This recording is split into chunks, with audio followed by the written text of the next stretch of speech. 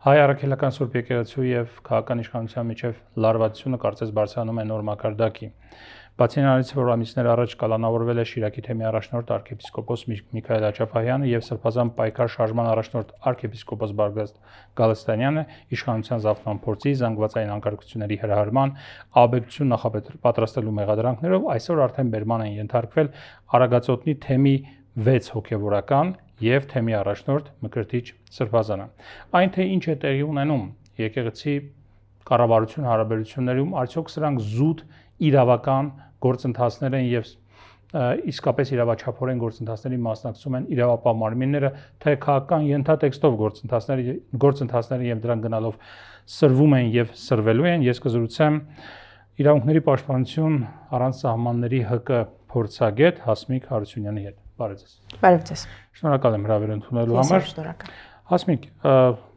նրանից ինչ ներկայացրեցի, ձեր տպավորությունը հիմնականում ինչպիսին է, որպես իրավապաշտպան, երբ նայում եք կողքից, հա։ Իշխանությունները ինչ են ասում, երբ խոսում ես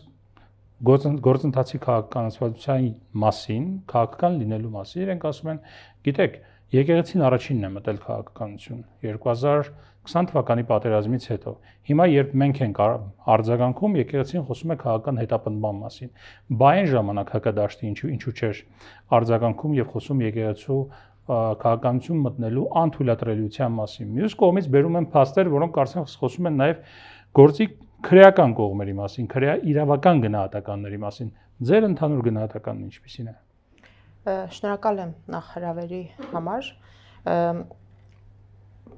Անհնար է ուղղակի լինել իրավապաշտպան ոլորտում, առնչվել դատական իշխանության անկախության հարցերին, քրեական արդարադատության կարևոր սկզբունքները մշտապես ունենալ գործունեության առանցքում եւ չտեսնել այս process-ները։ Ինձ թվում է ոլորտում աշխատող բոլոր կառույցների համար էլ գարուն, մայիս, հունիս ամսից սկսած այս process-ները շատ կարևոր են, որովհետեւ կարևոր որոշակի ազդակներ կան, որոնք հենց ձեր հարցերի պատասխաններին էլ ուղղված կարող են լինել եւ հենց այդ հարցերն էլ ստեղծում են իրականում։ Եկեք երկու մասի բաժանենք, հա։ Ընդհանուր հարցի առաջին մասը ես կառանձնացնեմ եկեղեցու մասով, գործունեության եւ դերի մասով եւ պետության, իդեմս իշխանության, չասենք դեռ պետության, իշխանությունների արձագանքը եւ վերաբերմունքը ինչպես է տեղի ունենում եւ հետո արդեն քրեական գործերի մասով, որովհետեւ այստեղ երկրորդ մասով խնդիրները կարծես թե առավել կան ակնհայտ են ինչու, որովհետև շատ པարզ միանգամից կարող ենք արձանագրել, որ այն ինչին մենք վերջին ամիսներին ականատես ենք լինում, դա ուղղակի քրեական գործերով մարդկանց լրացնելու, ճնշելու միտում է Հայաստանի Հանրապետությունում։ Ինչը վտանգավոր է։ Վտանգավոր է ինչու, որովհետև չեն կարող քահանաների, եկեղեցիականների ձերբակալությունները այն ամենը, ինչ կապված է եկեղեցու շուրջ եւ եկեղեցու վերաբերյալ խոսույթի ձևավորմանը։ Հիմա մանրամասնենք ավելի, որովհետև քահանաների մասով այստեղ որպես մասնագետ նաեւ խոսելով հստակ պետք է հասկանանք այն հանցակազմը, որ առաջ է դրվել, ինչքանով է դա հիմնավորվում եւ նաեւ փորձենք հասկանալ արդյոք եթե նույնիսկ կան քրեական որոշակի դրսևորումներ իրավապահ համակարգը այս պարագայում ես նույնիսկ ասեմ իրավապահ համակարգը իդեմս իշխանությունների, որովհետեւ մենք ունենք բազմաթիվ դրվագներ, երբ որ դեռ օրինակ որևէ process չի եղել, բայց ազգային ժողովի բարձր ամբիոնից վարչապետի մակարդակով ցույցում է գրվում, որ օրինակ ոստիկանությունը օրինակն է գործել, որպեսզի շատ абստրակտ չթվա, միանգամից հղումն է անում։ Հունիսի 12-ի դեպքերին ազգային ժողովի միջադեպ է տեղի ունենում, դեռևս որևէ գործողություն, վարույթ քննություն չկա, բայց վարչապետի կողմից արդեն ոստիկանության գործողությունները որակվել են որպես օրինական։ Ուղղորդում է։ Ես ինչու եմ նաև այս օրինակները բերում, որպեսզի տպավորություն չստեղծվի, թե ուղղակի վարկածի մակարդակով մենք պնդումներ ենք ուզում անել, որ կան որոշակի միտումներ կամ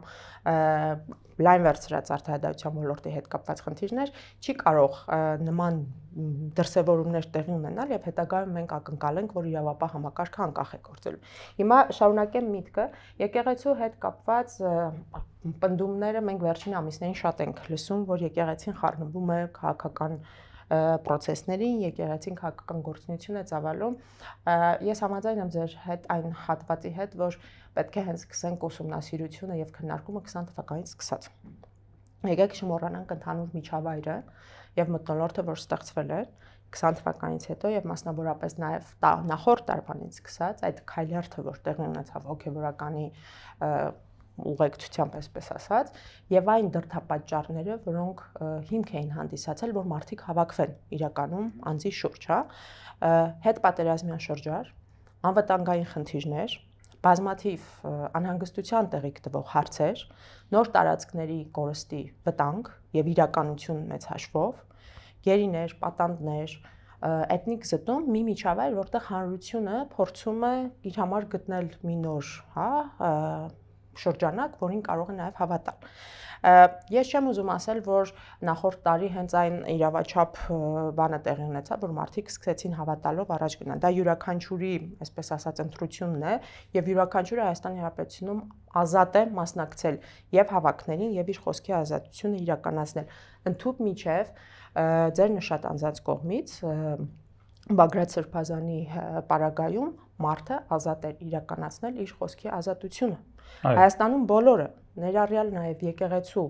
ներկայացուցիչները, սպասավորները ազատ են արտահայտվել,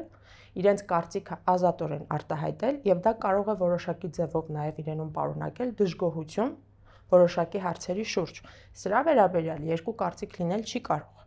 Խոսքի ազատության, որոշակի խմբավորումների, հավաքների տեսքով, հա, որոշակի քաղաքացիական իրավունքների իրականացման պարագայում հոգեվորականների առնչությամբ որևէ սահմանափակում չկա, հա, Հիմա դա որակել, եթե դա ինչ-որ շրջանակի քաղաքական իշխանություններին դուրս չի գալիս, որ կարող են նման որոշակի process-ներ տեղի ունենալ, պետք է փորձել հասկանալ, թե դրա որակումը ինչպես է տեղի ունենում, հա, որովհետև ամեն ինչ չէ, որ արտահայտվում կամ ասվում է, դա արդեն քաղաքական process է, հա, եւ ես կուզենամ նաև շատ հետաքրքիր կլինի որոշակի հենց ձեր տաղավարից էլ չէ, ինչու այլ տեղերից էլ մենք լսենք նաև հոգեվորական որոշակի ներկայացուցիչների մոտեցումները, վերջապես իրենց գործունեությունը, որ իրականացնում են, միտում ունեցել է քաղաքական, թե ոչ, որովհետև մարդիկ եթե բողոքում են կամ հասարակական որոշակի նուրբ զգայուն հարցերի առնչությամբ բարձրաձայնում են իրականացնում եւ ընդ որում ես էլի պիտի կրկնեմ, եկեք չմոռանանք միջավայրը, որում մենք գտնվել եւ գտնվում ենք այն խնդիրները, որոնց եղել է, այն խստագույնս բևեռացումը, որի առաջ մենք կանգնած ենք, հա, բաժանումը, որը ընդհանրապես եթե ոչ 20-ից 18-ից հետո 20-ից հետո արդեն առավել քան ակնհայտ էր եւ այս պարագայում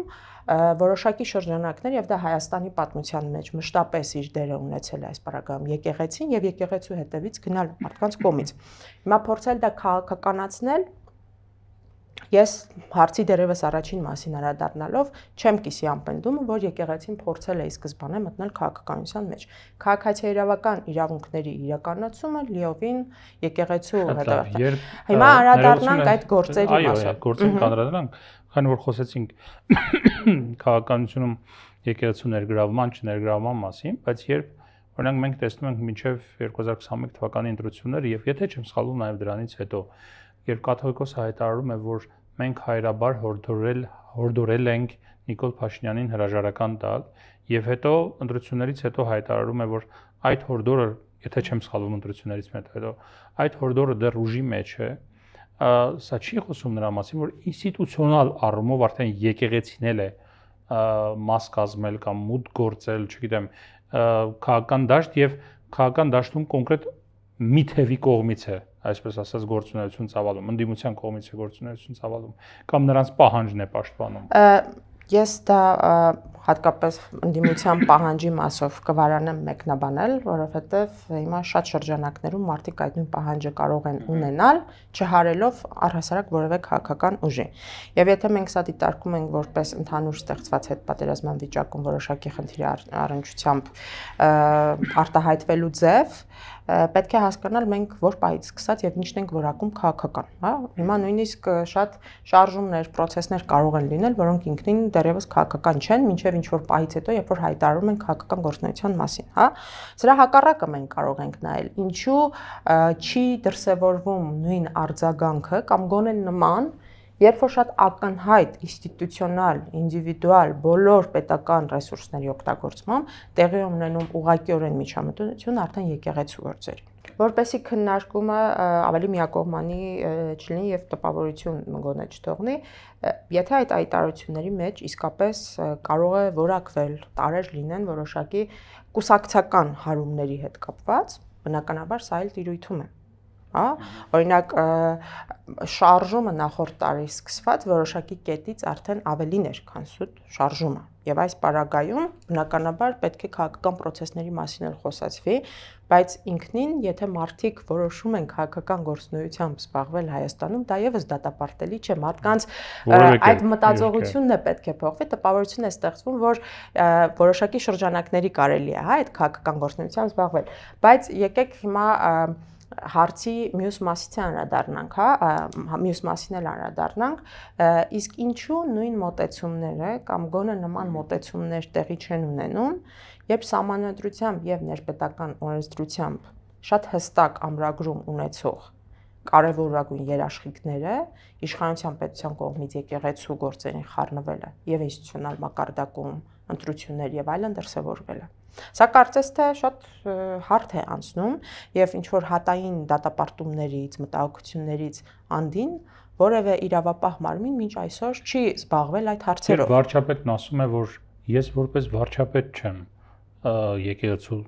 կաթողիկոսի դեմ խոսում եւ պահանջում նրա հրաժարականը, նրա հեռացումը վեհարանից, այլ որպես Հայաստանի Հանրապետության քաղաքացի եւ հայ առաքելական Սուրբ եկեղեցու հետևորդ եմ խոսում։ Դա ընկալելի բացատրություն է, թե ոչ։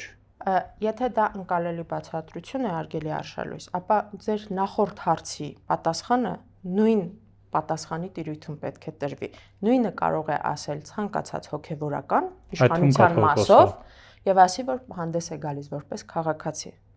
Հիմա մեկ կողմի ճիշտ սխալը որպեսի չանենք, ամենաբարձր մակարդակով որպես իշխանություն պիտի քաղաքականությունը այնպիսին լինի, որթեգրված այնպիսի միատեսակ գործիքակազմերով եւ մոտեցումներով, ամենակիզակետում ունենալով իրավապահ համակարգ, որը ընտրողաբար չի գործի, որպեսզի բոլորի համար պարզ լինի, որ կետում է այդ ազատ խոսքի ավարտվելուց հետո արդեն քաղաքական անթույլատրելի որոշակի process-ները պատասխան ստանալու եւ նմանատիպ մոտեցումը կիրառելի կլինի ցանկացածի նկատմամբ։ Հակառակ դեպքում ստացվում է վարչապետի պաշտոնական էջով, որը իր պաշտոնե էջն է, ամենավերջին գրառումները կարող են տեղի ունենալ խախտումներով, դա մնա անպատասխան, բայց ցանկացած այլ պարագայում անպատասխան որակումներով տեղի ունենա եւ քրեական գործեր հարուցվեն։ Սա է հիմնական խնդիրը, որ քրեական արդարադատությունը այսօր օգտագործվում է միակողմանի, դարձել է մահակ զսպման գործիչ որոշակի շրջանակների կամ լրացնելու համար, ընդհանուր հանրության այն շրջանակների համար նաև ազդակ, որ եթե հակառակ կարծիք, այլ մոտեցում լինի կամ աջակցություն ինչ-որ բանի, շատ հավանական է, որ նույն հետևանքը առաջ ի հայտ կգա, հա, եւ սա արդեն շատ մտահոգիչ է նաև այն առումով, որ փաստացի մենք տեսնում ենք որոշակի process-ներ, դատական գործեր, որոնց պարագայում շարքային ուսումնասիրողի մոտ, եթե նույնիսկ մասնագետ չլինես, կարող ենք վերցնել պատահական մի քանի նմանատիպ գործեր, օրինակ ձեր նշած վերջին գործերից մեկի պարագայում այն հոդվածը, որ որակումը տեղի էր ունեցել, հա,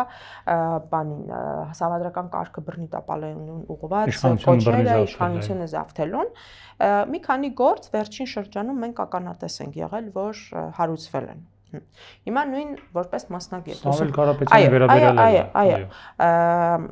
Աջապայանի պարագայում էլ համապատասխան որակումը եղավ։ Հիմա որպես մասնագետ դատական ոլորտի վերաբերյալ գործունեություն ծավալող ողջամիտ հարց առաջանում։ Ինչպես է, որ մի պարագայում մի քանի շաբաթվա ընթացքում նախաքննություն եւ դատաքննություն ավարտվում է հապշտեպ եղանակով, հա, շատ արագ, այն դեպքում, երբ միջինը Հայաստանի Հանրապետությունում առհասարակ քրեական գործերը տարի ու կես, 2 տարի, եթե ոչ ավել, քննվում, դատական վերջնարդյունքի ենք հասնում, նմանատիպ գործեր կան նույն հոդվածով հարուցված, որ իսկապես ավելի երկար է եւ Սամվել Կարապետյանի գործը արդեն 3-րդ անգամ կալանքի երկարաձգման հարց է գնում, եթե սխալվում եմ 3-րդ է կամ ավել կամ պակաս ներողություն եմ խնդրում, հերթականությանը չեմ հետևել, զուտ տենդենց թե հունիս ամսից սկսած ինչքան է երկարաձգվել, մյուս համանման դեպքում ինչքան արագ է քննվում եւ այստեղ էլ այլ խնդիր կա, որովհետեւ առաջինը Սամվել Կարապետյանի գործի պարագայում զուտ ազատ խոսքի արտահայտման հիման վրա ուղղակի քրեական գործ է հարուցվում, էլի զսպիչ նպատակով օգտագործվելու, եւ որպեսզի այս process-ում նոր որոշակի բաներ հայտնաբերվեն կամ կարողանան հայտնաբերել, որ այս անօրինական կալանքը ինչ որ մի ձև կհիմնավորվի, ուղղակի ժամկետը երկարաձգվում է, որպեսզի փորձարվի ինչ որ մի բան գտնվի, հա։ Բայց մեղադրանքը նաեւ լրացվել է, փոխվել է, 3 լուրերով էլ տարածվեց, բայց ընդհանուր այստեղ կիզակետում պիտի որպես իրավապաշտպաններ բոլորիս համար հարցը առաջին որ լինի այսօր քրեական գործերը իրավապահ մարմինները ինչ նպատակի են ծառայում արդյոք մենք գործ ունենք ընտրովի արդարադատության հետ թե ոչ եւ եթե իշխանությունը պնդում է որ ժողովրդավար իրավունքի գերակայության հիման վրա գործող պետություն է Ինչպես է ստացվում, որ նման տարբեր մոտեցումների ենք մենք ականատես լինում եւ մի քանի դրվագով արդեն ընդդիմադիր, հա, այլ կարծիք ունեցող խոսքը ստանում է խստագույնս որակում, որոշակի նաեւ լուրջ խնդիրների համատեքստում, որովհետեւ հիմնավոր չէ մինչեւ վերջ, որ ինչպես կարող է օրինակ մեր ձևով միջամտելը, որպես իշխանությունը բռնի վերցնելու կոչ լինել, հա, հրապարակային կոչ լինել։ Ես մյուսի գործի պարագայում բնականաբար հանցակազմի հետ կապված որոշակի հարցեր կարող են լինել, բայց այստեղ խնդիրը այլ է։ Ինչպես է ստացվում, որ այդ գործով առավելագույն մենք բաժին ենք ականատես լինում, համանման այլ դեպքեր կան, որ ոչ միայն երկար են քննվել, այլ այդ հոդվածով նախատեսված սանկցիայի ավելի նվազ միջոցն է ընտրվում։ Սա տարբերակված մոտեցման մասին է խոսում, ասեմ ավելին հարգելի արշալույս, ինչին այս մտավախությունները կան, կասկածները որտեղից են գալիս։ Երբ որ մեկ օրվա ընթացքում վարչապետի կողմից ստացված SMS հաղորդագրության արդյունքում իրավապահ համակարգի եւ արդարադատության կարևորագույն օղակը հանդիսացող, որը պիտի դատարանների անկախությունը ապահովի, ղեկավարը անկախ մարմին լինի, այո, հրաժարական են տալիս եւ տարբեր դրվագներով օգտագործելով այդ սոցիալական մեդիան միջամտության տպավորություն թողնող գրառումներ են լինում, որին հաջորդում են նաեւ հետևանքներ կողքից դիտորդի համար ողջամիտ կասկածից վեր արդեն տպավորություն է ստեղծվում, որ այո, այդ միջամտությունը կա եւ պարտադիր չի, ինչպես ասվում էր նախկինի նման ուղակի զանգ տեղի ունենա դատախազին կամ քննիչին, մթնոլորտը այնպիսին է, որ յուրաքանչյուր հիմա դատախազ կամ դատավոր իր մտքում կարող է այդ մտավախությունը ունենալ, որ եթե իշխանահաճո գործունեություն չիրականացնի, այդ մեկ SMS-ի կամ համանման մի գործի իր անձի հետ կապված ճակատագրի ինքը կարժանանա։ Հիմա կարող ենք այս համատեքստում մենք ենթադրել, որ այն process-ները քրեական արդարադատության, որոնք կան, արդարացի են եւ արդար են։ Շատ խիստ վերապահումներ կան եւ այդ վերապահումների հիմքում ընկած են այն ապացույցները, այն կոնկրետ փաստական տվյալները, որոնք ներկայացվել են, հա։ Շատ լավ, տեսեք, ձեր ասածից ինչ է ենթադրվում, այսինքն մեր գնդակահարված նպատակները եւ երազանքները ունենալ արդար դատական համակարգ, ունենալ արդար քրեաիրավական մարմիններ, քրեադատական ընդհանրապես համակարգ, այդպես էլ կյանքի չեն կոչվելու։ Ցավալիորեն պիտի նշեմ, որ ընդհանուր լայն վերցրած դատական եւ իրավական բարեփոխումների շրջանակներում դատախազության մասով ոչինչ չի արվել եւ սա ամենայն պատասխանությամբ եմ պնդում եւ պնդում ոչ միայն որպես առանձին վերցրած իրավապաշտպան կառույցի ներկայացուցիչ, այլ նաեւ միջազգային կառույցների արձագանք մենք ունենք դատախազության համակարգի հետ կապված տարիներ շարունակ նույն եկող հանձնարարականներ միջազգային կառույցներից, հանձնարարականներ, որոնք միտված են անկախությունը բարձրացնելու, հա? Հանձնարարականներ Այսինքն հարցերը չեն լուծվում, բարբերաբար նույն հանձնարարականներն են գալիս։ Այո։ Եվ ունենք մի իրավիճակ, որ դատախազությունը փակ է այդ փոփոխությունները, որովհետև այն վիճակը, որ կա, չբարեփոխված, ձեռնտու է եւ իշխանություններին եւ դատախազությանը։ Դատական համակարգի պարագայում սրա մասին շատ ենք խոսել։ Չարվեց այն համակարգային process-ները, որը պիտի իսկապես համակարգը տաներ ավելի անկախ միջավայրի, հա։ Տարբեր փուլերով հիմա եթե հետ հայացք նետենք Մտանք մի շրջափուլ, որտեղ կարգապահական պատասխանատվության ինստիտուտը որպես մահակ օգտագործվեց դատավորների նկատմամբ լրացնելու, նրանց ճնշելու, եւ հիմա ամենայն անկեղծությամբ կարող եմ ասել, պարտադիր չէ, որ ուղղակի ինչ-որ դատավորին ինչ-որ ցուցում տրվի ուղղակիորեն։ Ինչպես հնչում են համապատասխան տեղերից, որ նախկինում էսպես էր, զանգարում էին, չէ, հիմա մթնոլորտը այնպիսին է, ընդհանուր համակարգում այնպիսին է, որ մարդիկ ուղղակիորեն կնախընտրեն չանել այնինչ կարող են անել, դեմ չգնալով որոշակի շրջանակների, որոշակի իշխանությունների եւ այդ մթնոլորտին, որովհետեւ էլի պիտի ինձ կրկնեմ, կա SMS-ի մշակույթ, կա կարգապահական վարույթով դատավորին հեղինակազրկելու եւ պաշտոնից ազատելու մշակույթ։ Այդ դեպքում ինչպես կբացատրեք սրան զուգահեռ այն հանգամանքները կամ այն գործընթացները նույն դատաիրավական համակարգում, երբ օրինակ Ռոբերտ Քոչարյանը նույն դատաիրավական տարբեր process-ներ անցնելով վերջի վերջը մարտի 1-ի գործով կարելի է ասել արդարացվում է ճակերտների մեջ, հա, այսինքն այն հոդվածը, որով ինքը դատվում էր, այդ հոդվածը այլևս չկա, ինքը համարվում է հակասահմանադրական եւ ինքը որպես ամբաստանյալ եւ որպես մեղադրյալ այդ գործով գոնե այդ մասով այս պահին չի անցնում։ Տարբեր այլ գործընթացներ են տեղի ունենում, այլ դատական գործընթացներ, վերավորակավորվել է, չգիտեմ, մեղադրանքը եւ այլ վերաձևակերպել է, բայց այնուամենայնիվ այդ մասով գոնե այս նույն դատական համակարգում ինքը չգիտեմ, արդարացվել է ճիշտ է ասել թե ոչ, բայց դուրս է եկել իր վրանից, իր վրայից, այո, մաքրվել է, դուրս է եկել իր վրայից այդ մեղադրանքը։ Երկրորդը Սերժ Սարգսյանը եւս անցնում է տարբեր դատական գործընթացներով, բայց եթե չեմ սխալվում, 3 երկրից լքելու արգելանքը իր վրայից հանվեց։ Եթե Փաշինյանը իսկապես ցանկանում է քրեայրևական, չգիտեմ, համակարգը, դատական համակարգը որպես մահակ օգտագործել իր ընդդիմախոսների դեմ, ինչու այդ դեպքում դա չի աշխատում Սերժ Սարգսյանի Ռոբերտ Քոչարյանի դեպքում։ Ես այդ հարցին չեմ կարող պատասխանել, բայց պատասխանը ինձ նույնպես շատ հետաքրքիր է եւ սա երևի մենք հենց իշխանական падգամավորներից, ովքեր պատասխանատու էին համապատասխան օրենսդրական հիմքերը գտելու։ Կարող է այնպես է, որ այդքան էլ կախված չի դատական համակարգի իշխանությունից։ Իսկ միգուցե այնպես է, որ նախապատվություններ են գործում, որոնց պատճառները մենք կարող ենք հենց գլխավոր դատախազին հարցազրույցի կանչելով փորձենք վերջապես հասկանանք, հակառակ դեպքում ստացվում է, որ քննչական կոմիտեի նախագահ, գլխավոր դատախազ պարբերաբար կարող են հարցազրույցներ տալ նմանատիպ գործերով, նույնիսկ առաջ անցնելով process-ներից, նույնիսկ խախտելով անմեղության կանխավարկածի հետ կապված ինչ-որ հարցեր, բայց նման սուր եւ ավելի նուրբ երանգներ ունեցող հարցերի հետ կապված պատասխանները չենք ստացել եւ ինձ իսկապես այդ ամենը հետաքրքիր է, բայց եկեք ես առաջ ընկնելով նաև ինքս երկրորդելով մի կարևոր հանգամանքի մասին էլ ասեմ, հա, եկեք չմոռանանք ինչ տեղի ունեցավ Ռոբերտ Քոչարյանի գործը քննող դատավորի հետ։ Դատավոր, ով գործերի բաժանումը չէր կատարել, դատավոր, որի գործողությունների արդյունքում որոշակի process-ներ են եղել եւ շատ կարճ ժամկետում անհասկանալի process-ներով կարգապահական վարույթ հարուցվեց եւ էական կարգապահական խախտման հիմքով դատավորի լիազորությունները դադարեցվին ընթացակարգային մի շարք խախտումներ հենց դատավորի առնչությամբ եղած գործով։ Հիմա ես մի կողմից ինքս կառաջարկեմ այդ հարցերի պատասխանը ստանալ իրավասու մարմիններից, բայց մյուս կողմից այնպես չի, որ չկան ազդակներ, որոնք թույլ չեն տալիս պնդելու, որ համանման մոտեցում, ընտրողական մոտեցում նման գործերով նույնպես դրսևորվել է։ Եվ վերջի վերջո հանրության որոշակի շրջանակների քաղաքասարակության,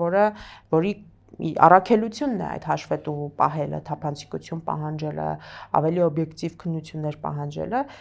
այս դժգոհությունը հենց այնպես չի ձևավորվում, որովհետև մի կողմից բարեփոխումների առումով այն խոստումները, որոնք տրվել էին, ընդհանրապես չեն համապատասխանում այն իրականությանը, որտեղ մենք կանք, ոչ ինստիտուցիոնալ, ոչ օրենսդրական մակարդակում, մյուս կողմից արդեն պրակտիկայում մենք ականատես ենք լինում տարբեր գործերով դրսևորումների, հատային մոտեցումներով, ընտրողական։ Իմ նշած գործերը դրա մի վառ օրինակն է, ինչպես է ստացվում, որ համանման բանով հանցակազմով մի քանի գործ կարող ենք հենց հիմա գնալ հետ, դատալեքսով էլ ուսումնասիրությունը իրականացնել։ Նախաքննություն, դատական քննություն տարիներ կարող է տևել, մեկ այլ գործով մի քանի շաբաթվա ընթացքում արդեն ունենք վերջնական դատական ակտ եւ այդ գործով դա այնքան հանրային հնչեղություն է ստանում, որ նույնիսկ հանրային հեռուստատեսությունը ծառայում է այդ գործով